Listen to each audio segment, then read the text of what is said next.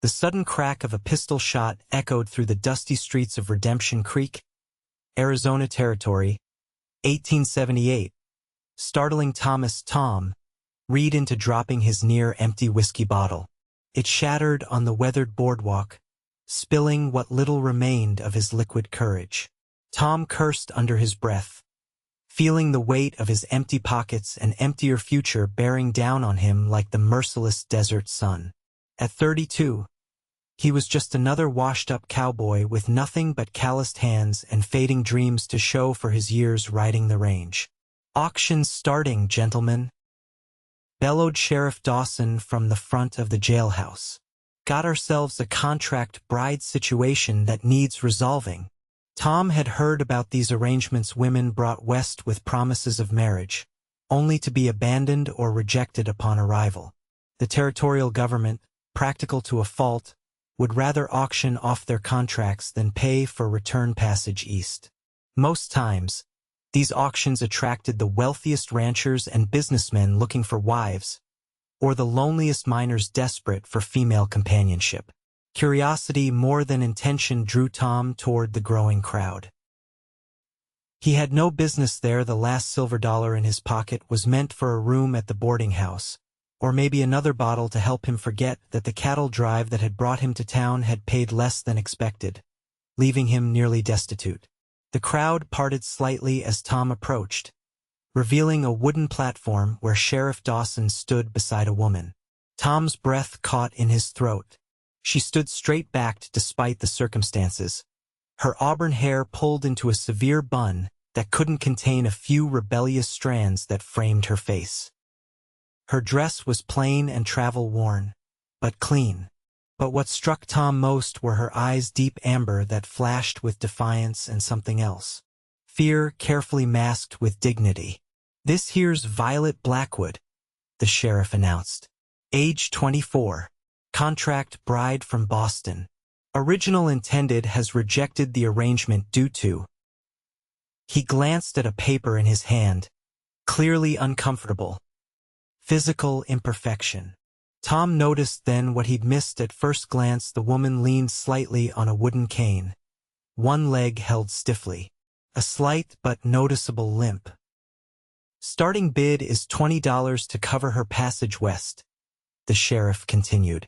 "Any takers?" The silence that followed was deafening. Tom looked around at the assembled men, at least 30 of them, many with far more means than himself, yet no one spoke up. One well-dressed man near the front muttered something about damaged goods that made Tom's jaw clench. $15? The sheriff tried again, lowering the price. "Come now, gentlemen. She's educated, can read and write. Says here she was a schoolteacher back east." Still silence. The woman Violet kept her gaze fixed on some distant point, her expression carefully composed, though Tom could see the slight trembling of her hands. $10. The sheriff sounded desperate now. Tom felt something twist in his gut. He'd seen horses treated with more respect at auction. Before he could think better of it, he stepped forward. $1, he called out, pulling his last silver coin from his pocket. A ripple of laughter moved through the crowd. The sheriff looked at Tom with a mixture of relief and pity. "Going once." The sheriff paused, looking around hopefully. "Going twice." Another pause. "Sold to Tom Reed for $1. As Tom approached the platform, he heard the whispers. "Poor fool. What's he gonna do with a crippled woman? Probably cheaper than a whore, at least." Tom ignored them, climbing the steps to stand before Violet Blackwood. Up close, he could see the freckles across her nose, the intelligence in her eyes, and the white-knuckled grip she had on her cane. "Madam," he said, tipping his hat. "Thomas Reed." He offered his arm, uncertain. Violet studied him for a long moment, taking in his worn clothes, his unshaven face, the earnestness in his blue eyes.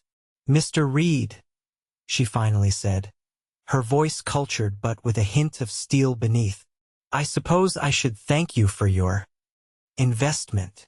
Tom winced at her choice of words. Just Tom, please, and no thanks needed. Shall we? He gestured toward the steps. With remarkable grace, Violet navigated the steps using her cane and Tom's offered arm. The crowd parted for them, still murmuring, still judging. It wasn't until they were halfway down the main street that Tom realized the full magnitude of what he'd done. He had just spent his last dollar on a woman he didn't know, when he could barely take care of himself. He had no home to offer her, no prospects, and no plan.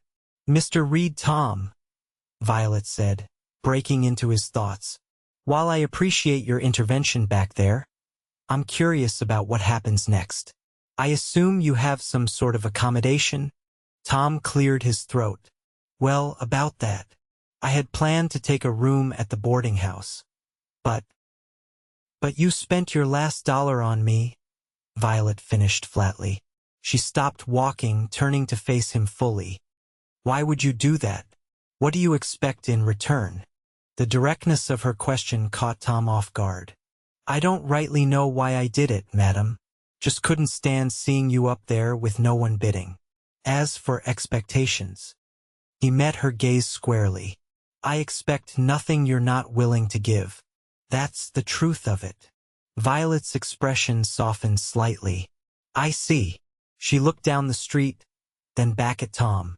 "Well, Mr. Reed, it seems we're both in quite a predicament. I have some skills that might be useful. I can teach, keep accounts, mend clothing. Perhaps between the two of us, we can figure something out." Tom felt a smile tugging at his lips despite everything. "I reckon we can at that, Miss Blackwood. Mrs. Reed, I believe, according to territorial law," she corrected him, though there was a hint of humor in her eyes. "Though I understand if you wish to have the contract annulled." Tom considered this for a moment. "Let's not be hasty. How about we find ourselves some dinner and discuss our options? I may be broke, but I'm not without friends in this town." As they continued down the street, Tom with his worn hat and empty pockets, and Violet with her cane and quiet dignity, neither could have possibly imagined the journey that lay before them, a journey that would prove that some investments can't be measured in dollars and cents. The Dusty Diamond Saloon wasn't Tom's first choice for bringing a proper Boston lady, but his old friend Vinny Cassidy owed him a favor or two. The saloon owner had been riding the same cattle drive as Tom, though he'd left the trail early to return to his business in Redemption Creek. "Tom Reed, you old saddle tramp," Vinny called out as they entered the establishment. His smile faltered when he spotted Violet. "And who might this fine lady be?" Tom guided Violet to a quiet corner table before the afternoon crowd arrived. "Vinny, this is Mrs. Violet Reed. My wife." The words felt strange on his tongue. "Violet, this is Vincent Cassidy, an old trail partner and the owner of this fine establishment." Vinny's eyebrows shot up to his hairline. "Wife? Since when do you have a wife?" He glanced between them, clearly confused. "Since about 20 minutes ago," Tom admitted. "It's a long story, and one I'd rather tell over some food, if you can spare it." Understanding dawned on Vinny's face. "Contract bride auction. I heard the sheriff was holding one today." He turned to Violet with a respectful nod. "Madam, any friend of Tom's is welcome here. The food's plain but filling, and I'll make sure no one bothers you." "Thank you, Mr. Cassidy," Violet replied with a graciousness that belied their circumstances. "I appreciate your hospitality." Once Vinny had brought them plates of stew and bread, Tom explained their situation. To his credit, Vinny listened without judgment, occasionally glancing at Violet with growing respect. "So you've got no money, no place to stay, and a new bride," Vinny summarized. "Tom, only you could get yourself into such a fix." He leaned back in his chair, thinking. "I've got a small room above the storeroom out back. It's nothing fancy, just a bed, a table, and a wash basin, but it's yours if you want it. In exchange, I could use some help with security at night and maintenance during the day." Tom looked at Violet. It's your decision too. This isn't exactly what a lady from Boston might be used to. Violet studied the saloon, taking in the worn but clean floorboards, the modest decorations, the relative quiet of the afternoon hours. Mr. Cassidy, does your establishment have separate entrances for the room you're offering? I wouldn't want to disturb your patrons coming and going. Yes, madam. There's a private staircase from the back alley. You wouldn't need to come through the saloon at all if you didn't want to. Violet nodded. Then I think it would be a practical arrangement, at least temporarily. She turned to Tom. Unless you have other suggestions? Tom felt a surge of relief mixed with admiration for her practical approach. None better at the moment. Thank you, Vinny. We accept. Good. You can start tonight. Vinny rose from the table. I'll have Maria make up the room. She's our cook and keeps things tidy around here. After Vinny left, Tom and Violet sat in awkward silence, the reality of their situation settling around them like dust after a stampede. I should explain about my leg, Violet finally said, her voice low. I had rheumatic fever as a child. It left me with this. She gestured to her leg. It doesn't pain me much anymore, but the damage is permanent. The man who arranged for me to come west, he knew about it from my letters, but I suspect he imagined it was less noticeable. Tom shook his head. You don't owe me any explanations, Violet.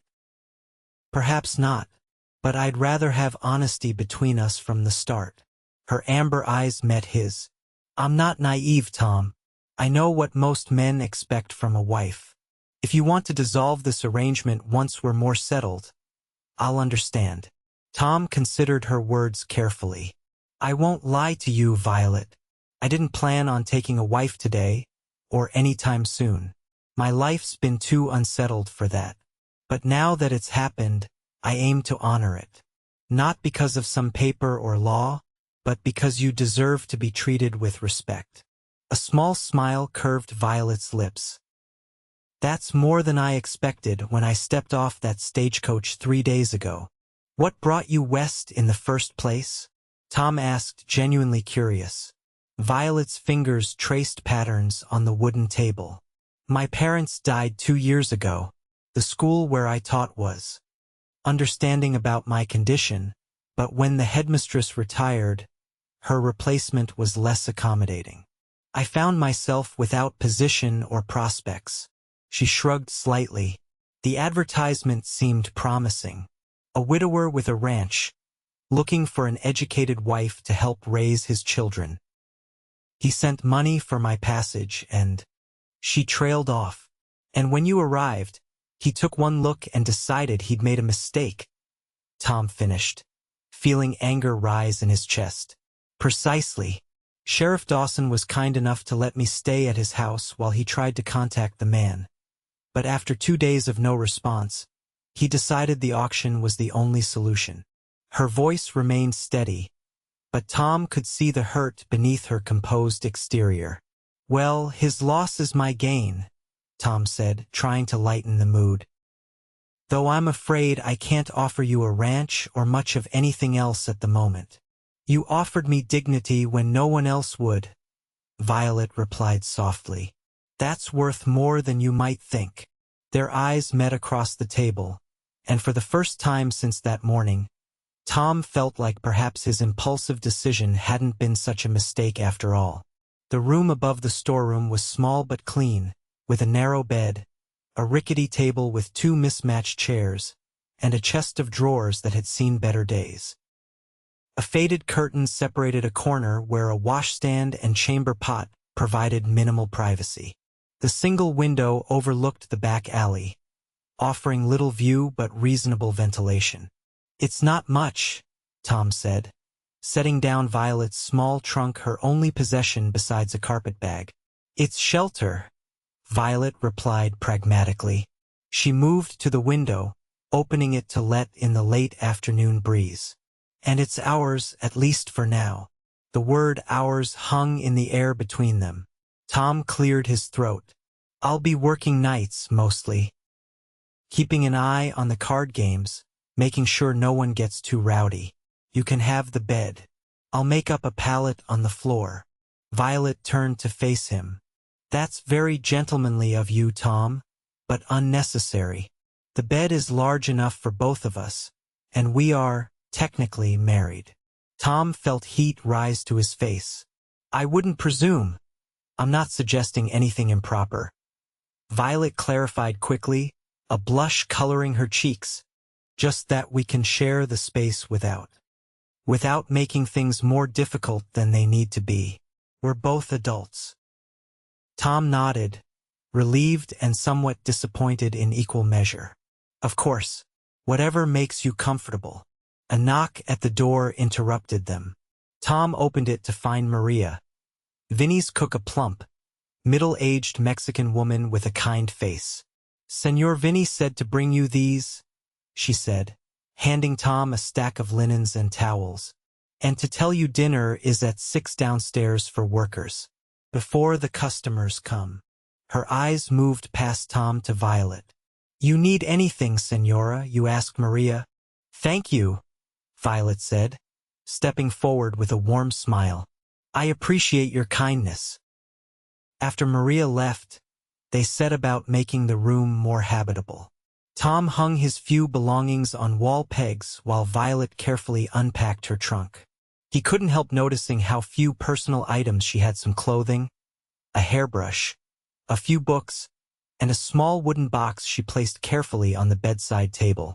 Family keepsakes, she explained, catching his glance. Letters, my mother's locket, my father's pocket watch. Nothing valuable to anyone but me. Tom nodded. I understand. Don't have much in the way of keepsakes myself. Never stayed in one place long enough to collect much. Have you always been a cowboy? Violet asked, smoothing the quilt Maria had provided over the bed. Since I was 16, Tom replied, leaning against the wall. Started as a ranch hand in Texas, then took to the cattle drives. Worked my way up to trail boss a few times, but never managed to save enough to stake my own claim. He shrugged. Always figured there'd be time for settling down later. And now? Violet's question was gentle but direct. Tom met her gaze. Now I'm thinking it might be time to reconsider my priorities. The next few weeks established a routine of sorts. Tom worked nights at the saloon, sleeping during the morning hours while Violet explored the town, looking for opportunities to put her skills to use. In the afternoons, they would share a late breakfast together before Tom headed downstairs to help with repairs and preparations for the evening. Violet quickly endeared herself to Maria, helping in the kitchen and improving the simple saloon fare with suggestions that pleased the regular customers. She also revealed a talent for numbers, offering to help Vinny with his accounts when she noticed him struggling over his ledgers. Your wife's worth her weight in gold, Tom, Vinny declared one evening after Violet had uncovered a discrepancy that had been costing the saloon money for months. Smartest woman I've ever met. Tom felt an unexpected surge of pride. She's something special, all right? Their sleeping arrangement remained strictly proper, each staying carefully to their own side of the narrow bed. But Tom found himself increasingly aware of Violet's presence, the light floral scent of her hair, the soft sound of her breathing in the darkness, the way the morning light would catch on her auburn hair when he woke. One evening, about a month after they'd arrived at the Dusty Diamond, Tom returned to their room after his shift to find Violet still awake, sitting by the window in her nightgown and shawl, reading by lamplight. You're up late, he observed, trying not to notice how the lamplight cast a warm glow on her skin. I couldn't sleep, she admitted, marking her place in the book. And I have news I wanted to share with you. Tom sat on the edge of the bed, removing his boots. Good news, I hope? Violet nodded, a smile lighting her features. Mrs. Peterson, the mayor's wife, came to the saloon looking for me today. Apparently, word has spread about my teaching background. The town schoolteacher left last month to get married, and they haven't found a replacement. She asked if I would consider taking the position. Violet, that's wonderful, Tom exclaimed, genuinely pleased for her. Did you accept?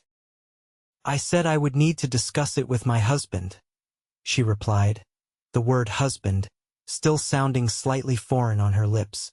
It would mean a regular salary, Tom. Not much, but enough that we could perhaps find a small place of our own eventually.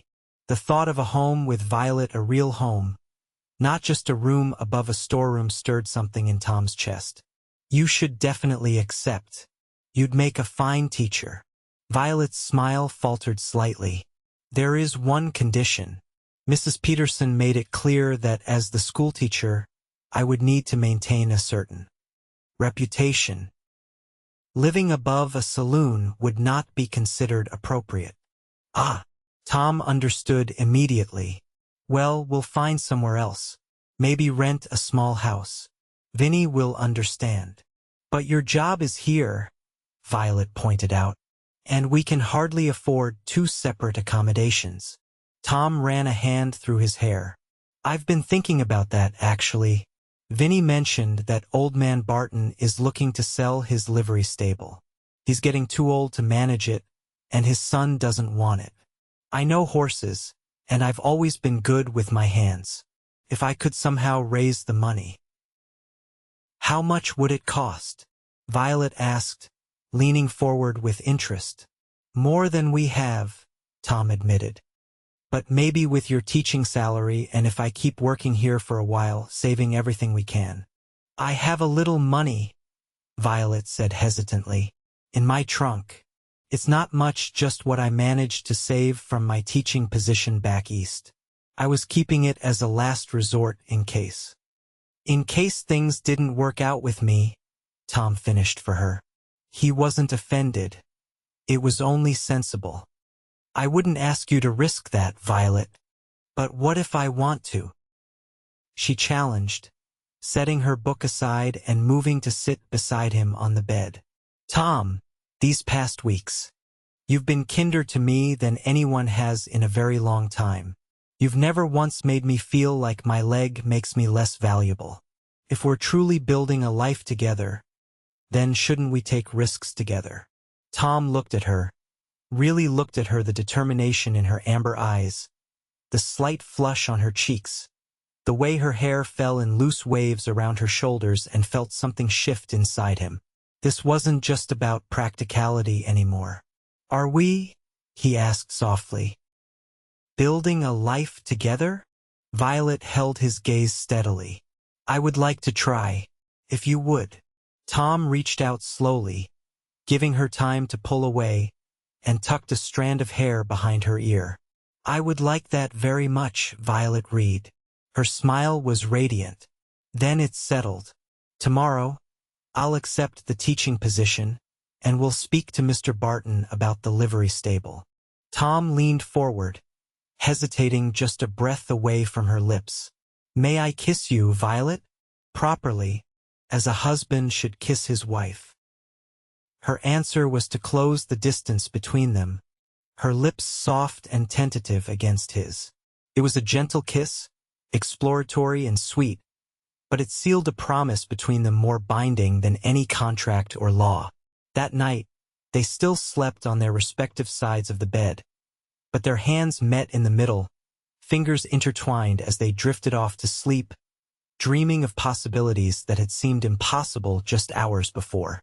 The schoolhouse in Redemption Creek was a modest one-room building near the church, with rows of rough-hewn desks facing a larger teacher's desk and blackboard. When Violet first walked through the door with Mayor Peterson's wife, she felt a flutter of nervousness mixed with excitement. Teaching had always been her passion, but she had feared her injury would prevent her from ever standing before a classroom again. It's not what you might be used to back east, Mrs. Peterson said apologetically. But the children are eager to learn. We have about 20 students of various ages, from 6 to 14. It's perfect, Violet assured her, running her hand along the teacher's desk. When can I start? Monday next, if that suits you, Mrs. Peterson replied, pleased by Violet's enthusiasm. The salary is $30 a month, paid at the end of each month. And there's a small cottage behind the church that traditionally comes with the position. It's very basic, mind you, but clean and private. Violet's heart leaped at this unexpected news. A cottage? That wasn't mentioned before. Oh, I do apologize. I thought the mayor had told you. Yes, it's part of the compensation. We find it helps attract and keep teachers in these remote areas. Mrs. Peterson smiled kindly. It would be much more suitable for a married couple than your current arrangement.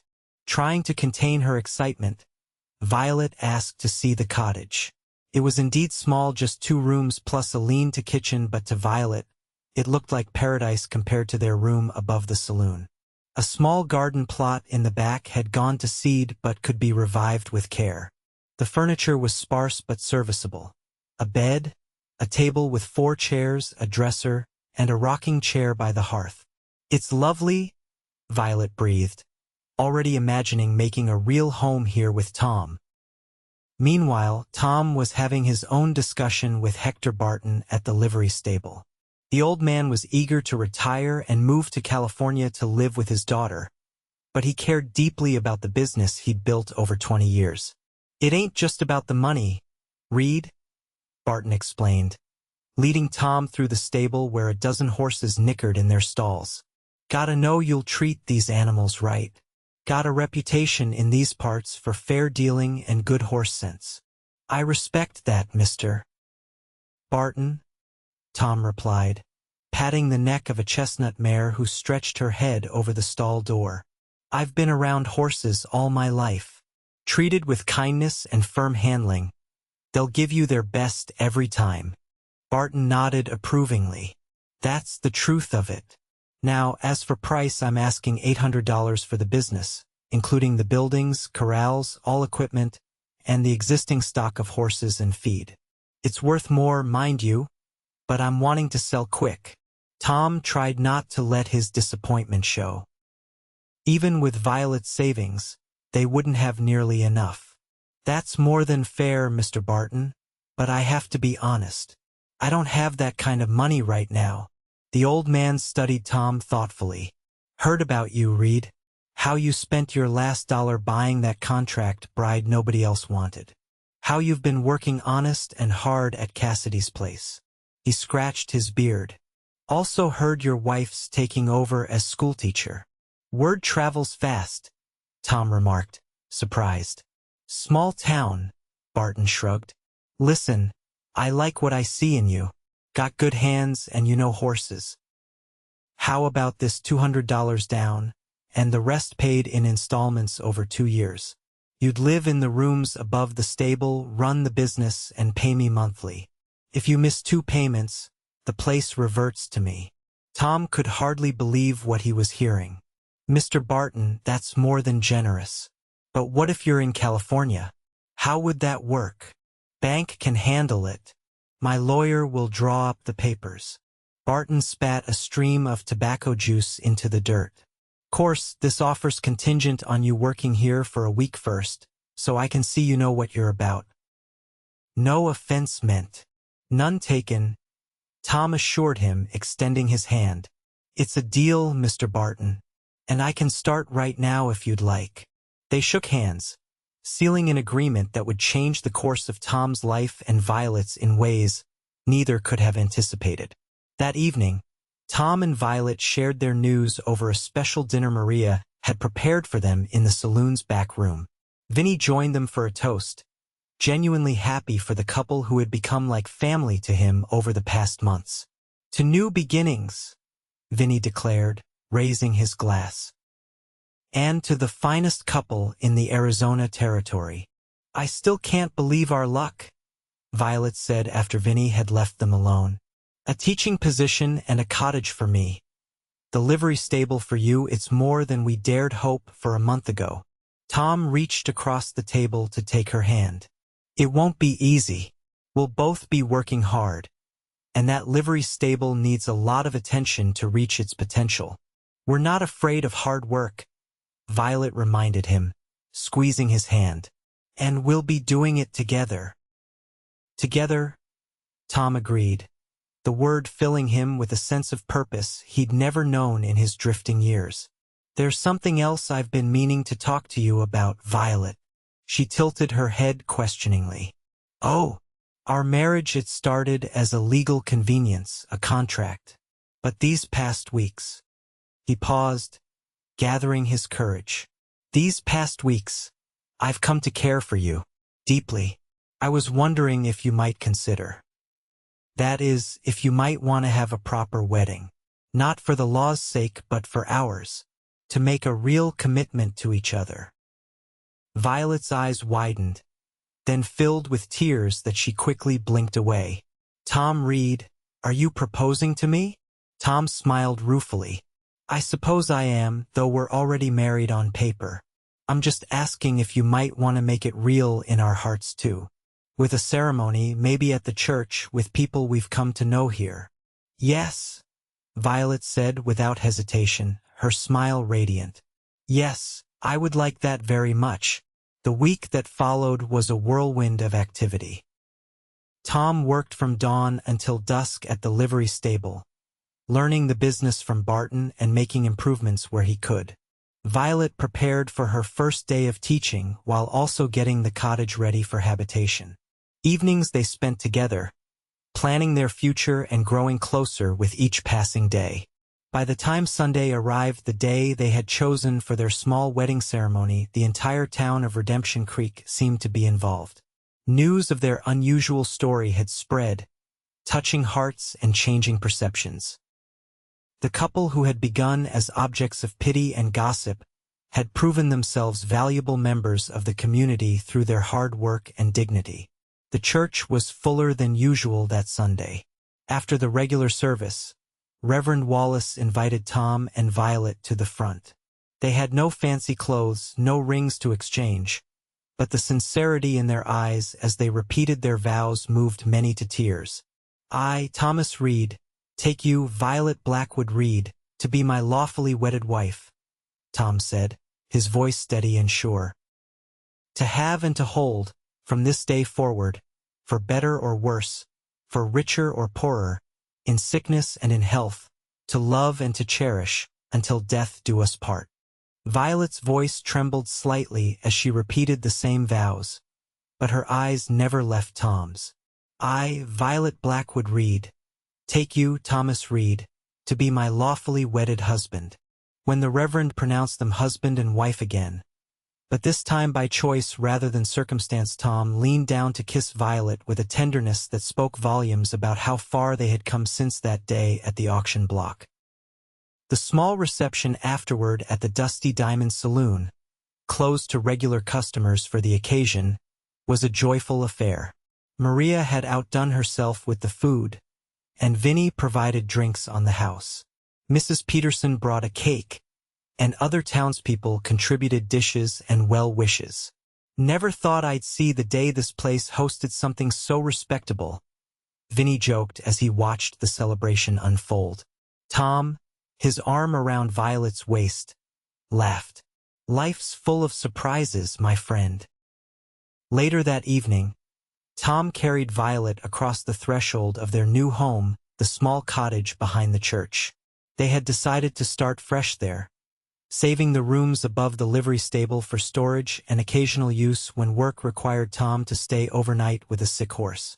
The cottage was simply furnished but made homey by Violet's touches: wildflowers in a jar on the table, a colorful quilt on the bed, a wedding gift from Maria, and books carefully arranged on a small shelf Tom had built. As Tom set Violet gently on her feet, she kept her arms around his neck, looking up at him with an expression that made his heart race. Welcome home, Mrs. Reed, he said softly. It feels like a dream, she whispered. 6 weeks ago, I was standing on that auction block, certain my life was over. And now, Tom prompted, brushing a strand of hair from her face. Now I have a home, a purpose, and a husband who looks at me as though I'm the most precious thing he's ever seen. Her eyes shimmered with emotion, How did I get so fortunate? Tom shook his head. I'm the fortunate one, Violet. You've given my life meaning beyond the next cattle drive or poker game. You've made me want to build something lasting.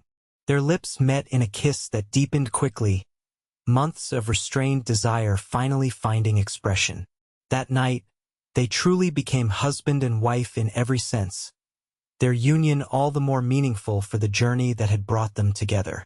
As summer turned to fall, Tom and Violet settled into their new roles in Redemption Creek. Violet's teaching was met with enthusiasm by both students and parents. Her patience, intelligence, and genuine care for her pupils quickly earned her respect throughout the community.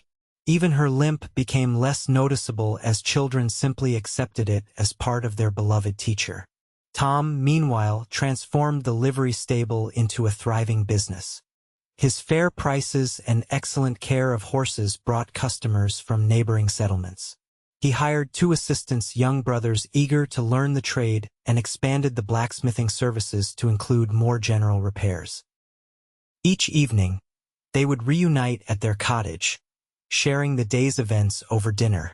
These quiet moments became the foundation of their deepening relationship, the comfortable silences, the shared laughter, the way Tom would massage Violet's leg when it pained her after a long day standing in the classroom, the way Violet would read aloud from one of her books while Tom whittled by the fire. Their first real challenge came in November, when a particularly harsh early winter storm hit the territory. The temperature dropped precipitously, bringing snow and ice that the region was ill-prepared to handle. Tom worked around the clock to ensure the horses in his care remained warm and fed, while Violet opened the schoolhouse as a shelter for families whose homes couldn't withstand the bitter cold. On the 3rd night of the storm, Tom was awakened by a pounding on their door. It was one of his young assistants, Timothy. "Mr. Reed, come quick. The creek's flooding from the melt and ice jam. Water's getting into the stable." Tom dressed hurriedly, kissing a worried Violet before heading out into the howling wind. "Stay here where it's safe. I'll be back as soon as I can." But Violet wouldn't hear of it. "Those horses are our livelihood, Tom. I'm coming with you." Together they battled through the storm to the livery stable, where they found chaos. Icy water was indeed seeping into the lower stalls, and the horses were panicking. Several other townsmen had already arrived to help, including Vinny and Sheriff Dawson. "We need to move them to higher ground," Tom shouted over the wind. "The church sits on that rise. Maybe Reverend Wallace will let us use the meeting hall?" The Reverend, who had joined the rescue effort, nodded immediately. "Of course. Let's get these animals to safety." What followed was a grueling night of leading frightened horses through wind and sleet to the church, creating makeshift stalls with rope and furniture, and bringing enough hay and feed to keep them comfortable. Violet worked alongside the men, her determination never flagging despite the pain Tom knew she must be feeling in her bad leg. By dawn, all 23 horses were safely settled in the church meeting hall. The floodwaters had receded, and the exhausted rescuers gathered in the church kitchen where the Reverend's wife served hot coffee and biscuits. "That was quick thinking, Reed," Sheriff Dawson commented, warming his hands around a mug. "Could have lost those horses otherwise." Tom shook his head. "Couldn't have done it without everyone's help." His eyes found Violet, who sat nearby with a blanket around her shoulders, her face pale with exhaustion but her eyes bright with the satisfaction of a crisis overcome. "Especially my wife's. She never once complained, even though I know every step was agony for her." Violet smiled at him across the room, a private moment in the midst of the gathering. In that look was everything they'd come to mean to each other: partnership, respect, and a love that had grown from the most unlikely beginning. The flood caused considerable damage to the livery stable, requiring weeks of repairs. The financial setback was significant, threatening their ability to make the next payment to Barton. But word of the couple's efforts to save the town's horses spread, and help arrived in unexpected ways, townspeople volunteering labor for repairs, customers paying in advance for future services, and Barton himself sending word that he would extend the payment deadline without penalty. People respect what you two have built here, Vinny told them one evening as he helped Tom replace damaged floorboards. Not just the business or the teaching, but the way you live. You've shown them something special. What do you mean? Tom asked, pausing in his hammering. Vinny gestured broadly.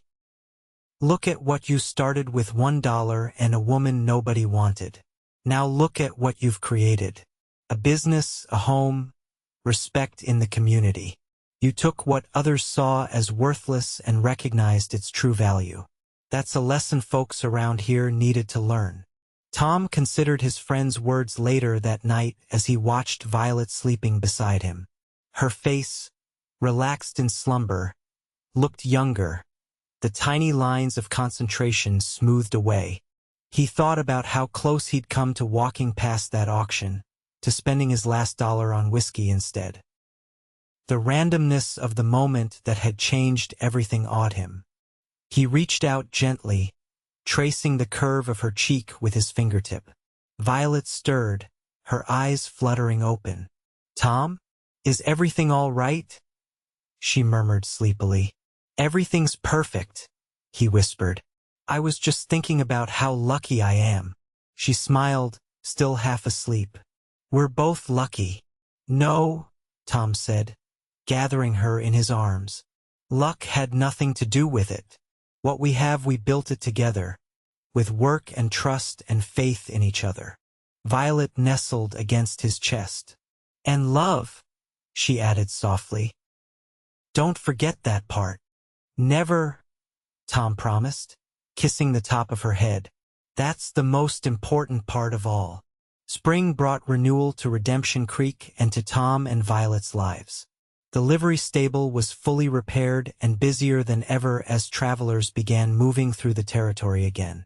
The school flourished under Violet's guidance, with several of her older students showing remarkable progress. And their cottage became truly a home, with a garden that Violet tenderly cultivated and improvements Tom added whenever he could find the time. It was in early April, as the first wildflowers were beginning to carpet the hills around the town, that Violet shared news that would once again transform their lives. Tom returned home from the stable to find Violet sitting in the rocking chair by the window, an expression on her face he couldn't quite decipher, something between wonder, fear, and joy. Violet? What is it? He asked, kneeling beside her chair. She took his hand and placed it gently on her stomach. We're going to have a baby, Tom. In the fall, according to Dr. Miller. Tom's eyes widened, a cascade of emotions washing over him: elation, terror, pride, worry. A baby? Are you certain? Violet nodded, watching his reaction carefully. The doctor confirmed it this morning.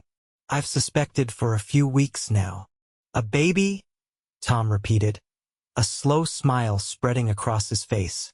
Then suddenly his expression clouded. But your health, your leg, will you be all right? Dr. Miller says there's no reason to expect complications, Violet assured him. Many women with conditions like mine have healthy pregnancies and deliveries. I'll need to be careful, of course, but I'm strong, Tom. Tom gathered her into his arms, burying his face in her hair to hide the tears that sprang to his eyes. We're going to be parents, he said, his voice thick with emotion. I never imagined I could be this happy. Are you really happy about it? Violet asked, pulling back to search his face. It will change everything. I'll need to take time away from teaching, and babies are expensive. I have never been more certain of anything in my life, Tom declared, kissing her firmly. We'll figure out the details together, just like we've figured out everything else. Our child will never want for love, that I can promise. The months that followed were filled with preparations and planning.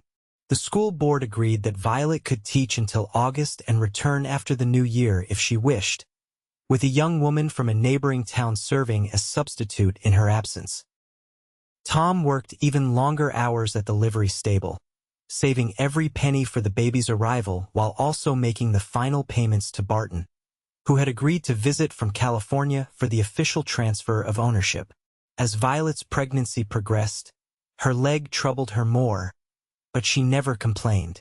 Tom would often return home to find her teaching herself to knit or sew small garments, determined that their child would have what they needed despite their modest means.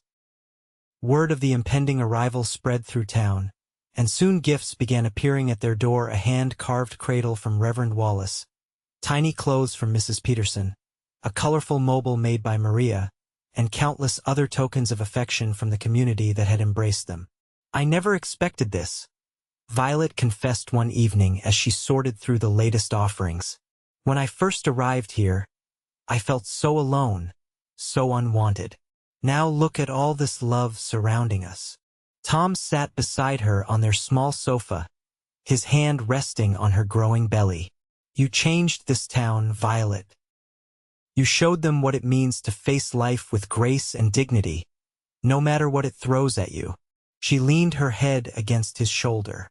"We changed it together, Tom. From the moment you offered that $1 for me, you were changing lives, mine first, then your own, then rippling outward to others." The baby chose that moment to kick vigorously, making them both laugh. "Already making his presence known," Tom commented, delighted by the movement beneath his palm. "Or her presence," Violet corrected with a smile. "We won't know until the day arrives." "Boy or girl, doesn't matter to me," Tom said sincerely. "Just healthy and happy, that's all I want." Summer passed in a golden haze of anticipation. By September, Violet's time was drawing near, and Tom found himself increasingly anxious, checking on her constantly and insisting she rest more than she thought necessary. "You're hovering, Tom," she scolded gently one warm afternoon as she sat shelling peas on the porch. "I'm perfectly fine. Women have been having babies since the beginning of time." "I know," he admitted, sitting beside her. "I just can't bear the thought of anything happening to you or the baby. You're my whole world, Violet." She put down her work and took his hand. "And you're mine.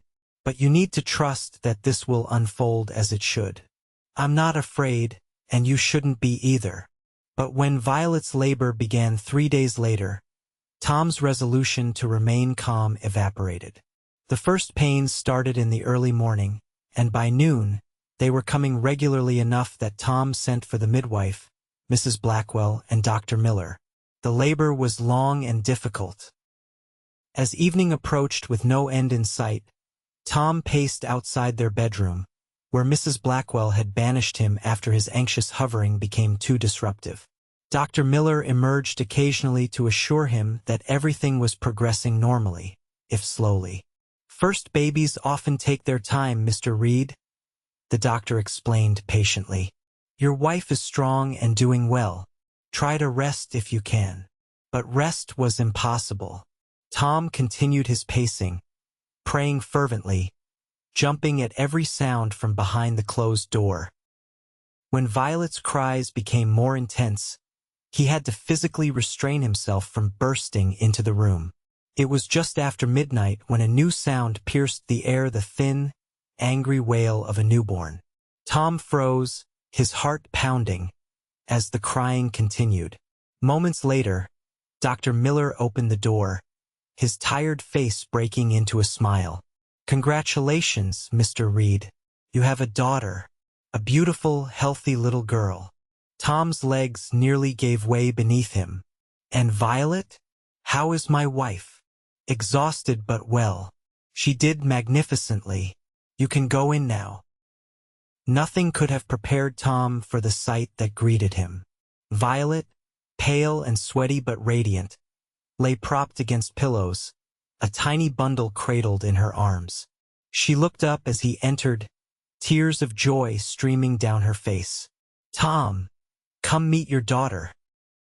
He approached the bed on unsteady legs, perching carefully beside his wife.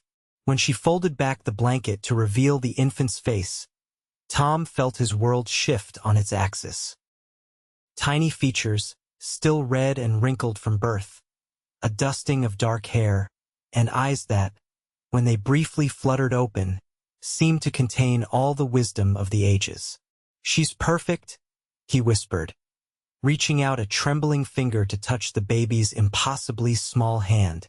5 perfect fingers immediately closed around his one, gripping with surprising strength. "Just like her mother. What shall we name her?"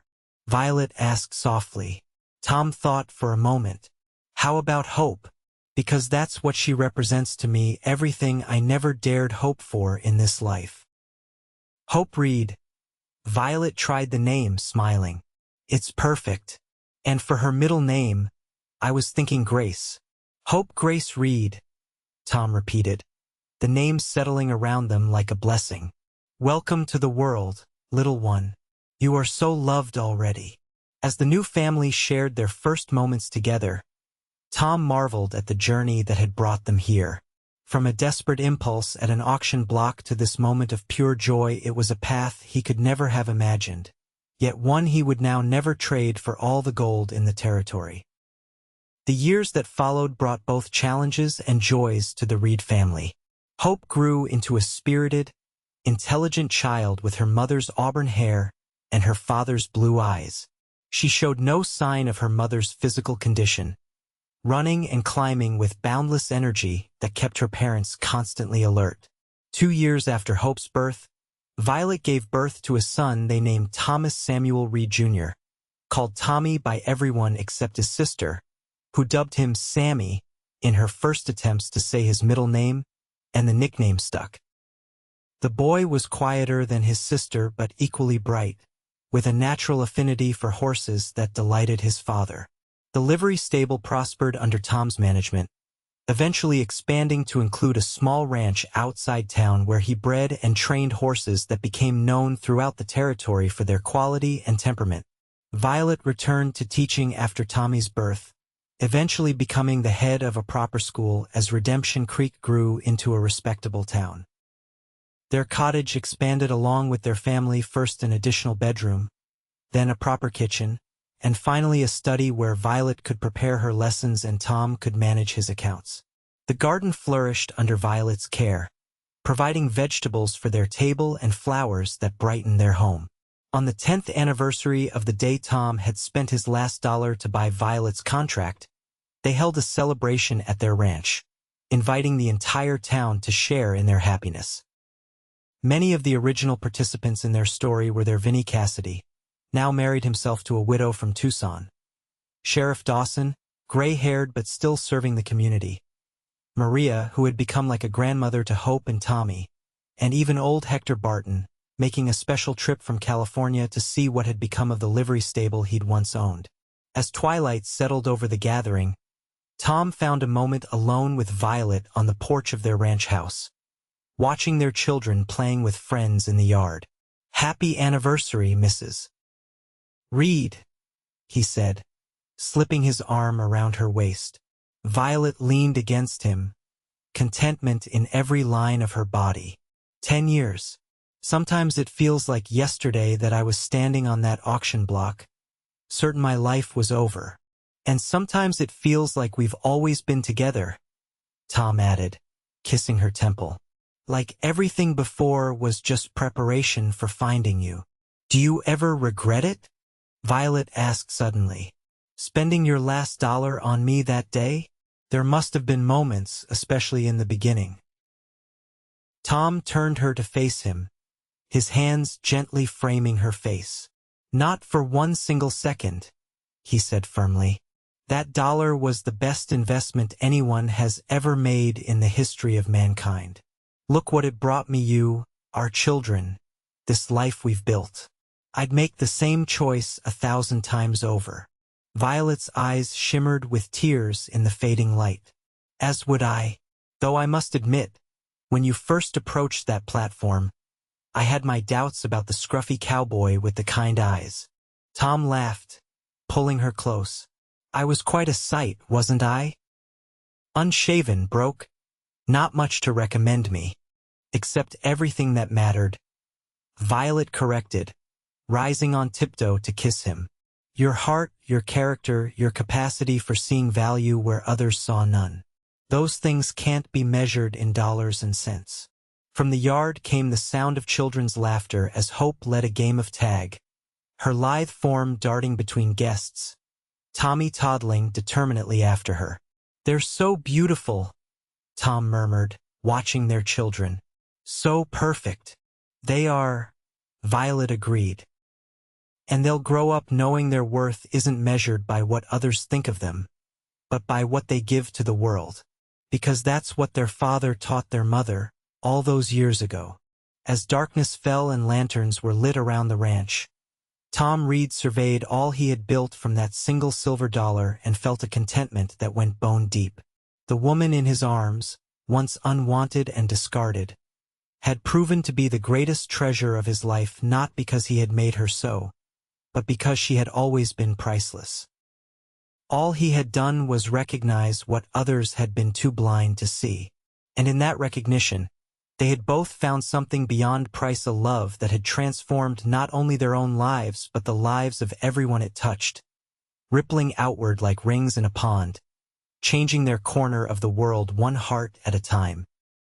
As the stars appeared above the Arizona desert, Tom and Violet rejoined their guests, their fingers intertwined, their steps matched to accommodate her slight limp, a partnership forged in adversity, tempered by challenge, and made unbreakable by a love that had seen the true value in each other when the rest of the world had looked away.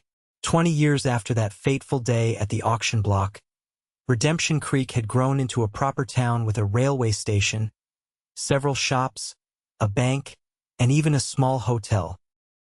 The Reed family had grown as well. Hope, now 19, was engaged to the son of the town's doctor and studying to become a teacher like her mother. Tommy, at 17, worked alongside his father at the ranch and livery stable, showing a natural talent for business that suggested he would one day expand the family enterprise even further. Tom and Violet had added a third child to their family when Hope was 8, a surprise daughter they named Elizabeth Libby Reed, who at 12 years old combined her sister's intelligence with her brother's quiet strength. Their ranch house had expanded again to accommodate their growing family and success, though they maintained the original cottage in town for sentimental reasons, occasionally staying there when business or school obligations kept them in town overnight. On a warm September afternoon, Violet sat on the wide porch of their ranch house, grading papers from her advanced students. At 44, her auburn hair was threaded with silver, and the lines around her eyes spoke of years of laughter and occasional sorrow. Her leg still troubled her, especially in cold weather, but she had long since learned to accommodate its limitations without allowing it to limit her life. The sound of hoofbeats drew her attention to the road, where Tom was returning from town with Tommy beside him. Even at a distance, she could recognize her husband immediately, still straight-backed in the saddle despite his 52 years. His dark hair now liberally sprinkled with gray, his shoulders broad from decades of physical work. As they approached, Violet noticed Tom was carrying something, a small package wrapped in brown paper. Her curiosity piqued. She set aside her work and moved to the porch steps to greet them. "How was town?" she called as they dismounted. "Busy," Tommy replied, leading both horses toward the stable. The train brought in 3 new families looking to settle. Tom climbed the steps, leaning down to kiss Violet before settling beside her on the porch swing. "And I have something for you," he said, a mysterious smile playing around his lips as he handed her the package. "What's this?" Violet asked, turning the small, heavy object in her hands. "It's not my birthday or our anniversary." "Open it and see," Tom urged, watching her face intently. Violet carefully unwrapped the paper to reveal a small wooden box, beautifully carved with wildflowers. Inside, nestled on a bed of velvet, lay a silver $1, slightly tarnished, but unmistakably authentic. "Tom?"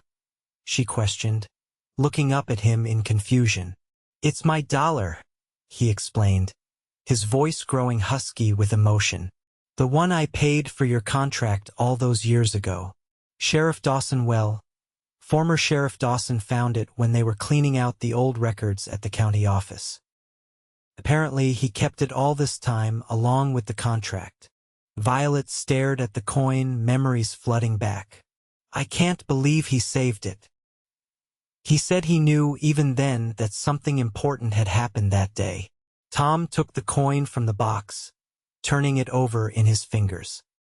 "He gave it to me this morning, along with this." From his pocket, Tom produced a folded yellow paper, the original contract that had bound them together on paper before their hearts had followed suit.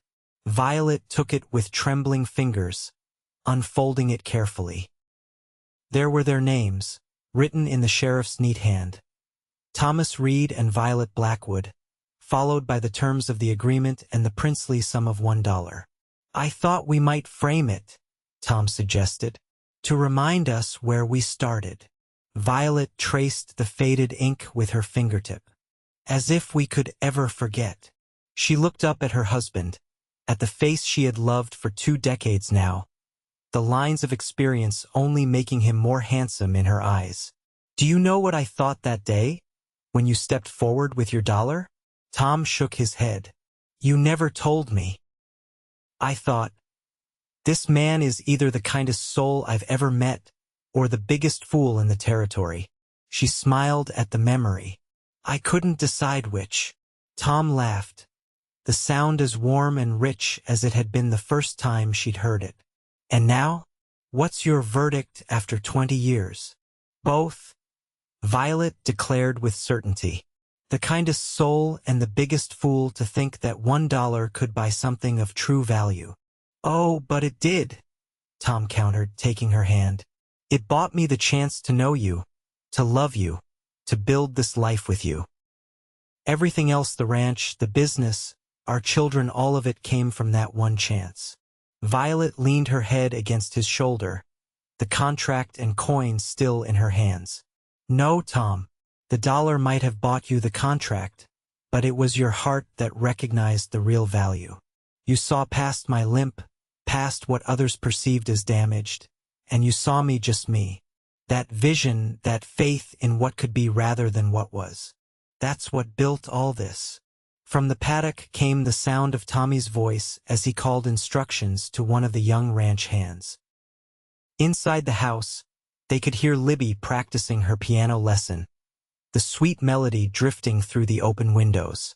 And from down the road came Hope's voice, returning from town with her fiancé, their laughter carried on the breeze. "Listen to that," Tom said softly. "All from $1 silver. All from one act of kindness," Violet corrected gently. "One moment when you chose to see worth where others saw none." As the sun began its descent toward the western horizon, casting long shadows across the land they had nurtured together, Tom Reed held his wife close and reflected on the extraordinary journey that had brought them here. From a desperate impulse born of compassion to this rich tapestry of love and family and purpose, it was more than he had ever dreamed possible when he'd ridden into Redemption Creek as a drifting cowboy with nothing but the clothes on his back and a single silver dollar in his pocket. That dollar, now safely returned to them as a talisman of their beginning, had indeed been his last. But what it had purchased was beyond price.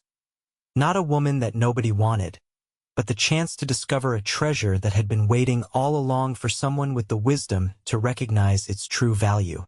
And in that recognition, both their lives had been forever changed, proving that sometimes, the things the world values least are precisely the things that matter most of all.